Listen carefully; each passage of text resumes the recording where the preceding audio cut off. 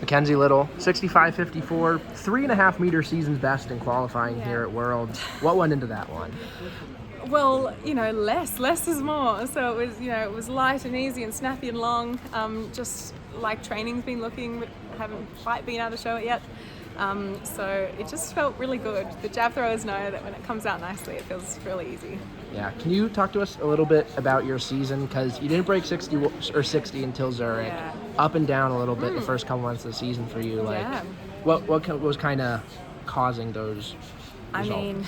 It was a slow start to the season after the Olympics last year. That was like a big disappointment, and it's really hard to pick yourself back up and get the motivation, and I did struggle early in the season. And then every year of work gets, more, there's more after hours, more on call, more late evenings, and more responsibilities. So I feel like it was hard at the beginning of the season, and my motivation was slipping, and I really needed to lean on some of my supports. And I think my season started a little rocky. A couple of really cool competitions. I tried to just soak it up and enjoy the experience and use that to help me at training, knowing, I've got to go to Morocco next week, so I should probably get these sessions in.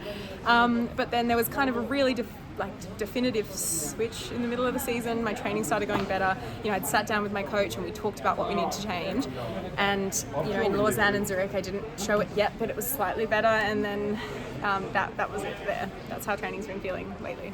Yeah. Is there anything technically that has kind of been clicking for you more and more as the season's gone along? Yeah, I think, the more kind of I feel like I've not gotten all the training in I need to. I haven't, I've missed sessions, and I'm kind of, when I feel like I'm catching up, I tighten up and basically try harder. And so now I feel like I can trust in what I've done more. I can be more relaxed. I can be more long.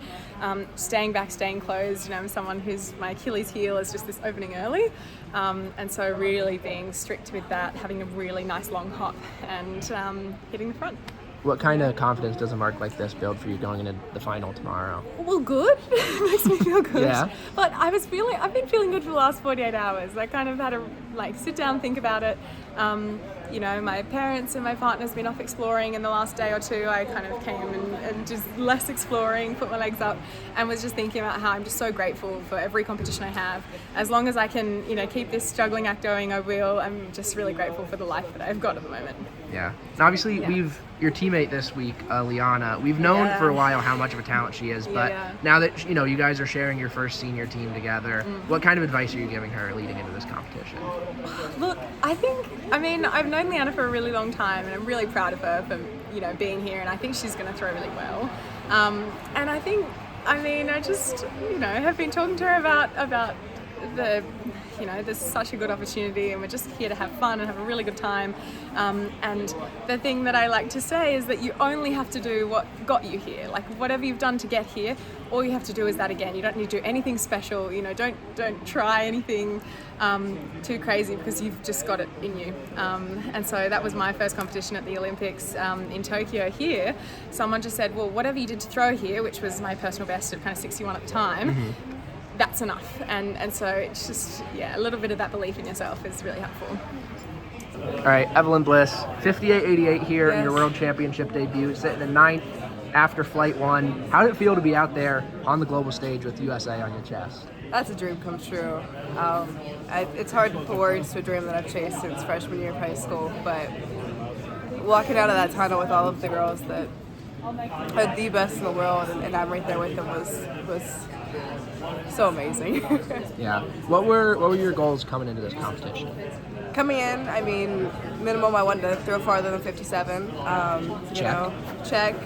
But maybe a bigger, loftier goal was to make the finals flight. So we'll see how that shakes out. But I'm not quite holding my breath. Yeah. But even if it doesn't shake out, even just think about 2 months ago, telling yourself that you would throw almost 59 meters at the World Championships, how wild has this summer been for you? This has been the best summer of my life. It's been so wild, so crazy, so fast. I felt like summer went for it so fast. But 2 months ago to now, it's night and day. It's so cool to be here, to get to have this experience this young. It's really, really remarkable.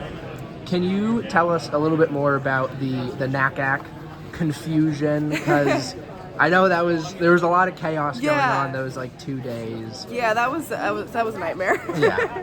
I guess there was a clerical error made, some miscommunication. I went through processing that I was going, but everybody makes mistakes. So I'm just glad USATF fixed that for me so I could be here. Yeah, I mean, what is 2025? The way this whole season has played out, like, look, it's not over yet. There's still a chance. But what has this season meant to you? This season's, oh my gosh, it's been amazing. I know I've said that so many times, but at the beginning of the season, I would not have thought my season would have ended here at the World Championships. So to see my progression, I mean, it just gives me so much more hope and excitement for my next 2 collegiate years and after. I mean, this was supposed to be in 2 years at LA, so the fact that I'm accomplishing this now means a lot.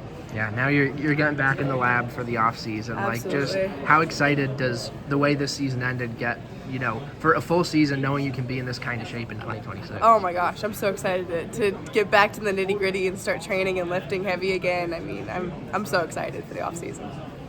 Lianna Davidson, first World Championships, I think ended up around 22nd or something maybe, but I noticed you got a knee brace on right now. Like, how are you feeling about the way your competition played out? Yeah, unfortunately, my last throw session in Georgia, I did kind of hit a knee injury. So, kind of grateful to just be out there tonight, strapped up underneath this and then a brace over the top. But yeah, it wasn't too bad out there today. A bit disappointed with the result. Couldn't kind of carry through with a great result towards the end and did kind of peak early this season, I guess. But, it was an amazing experience out there.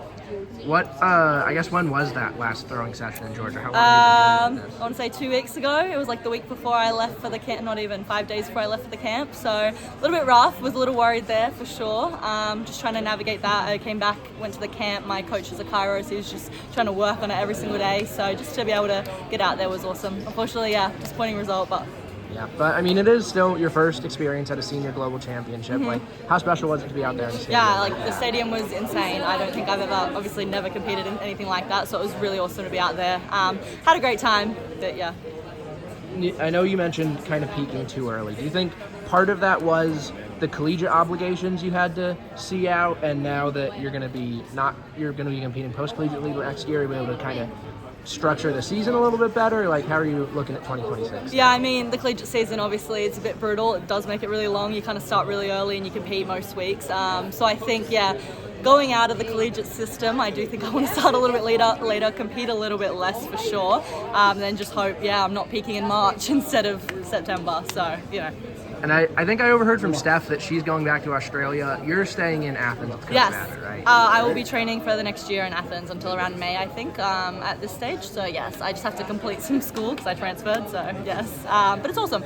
I have a great Jav squad there, so I'm really excited to be staying.